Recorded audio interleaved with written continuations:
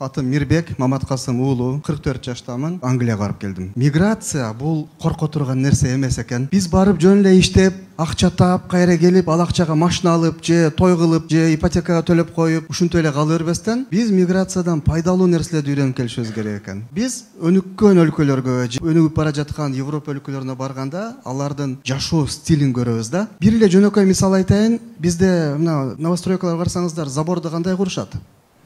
Адам өтө албайт. Ал эми Европада забор же кичинекей, же такыр жок. Бизде дарбазалар кандай?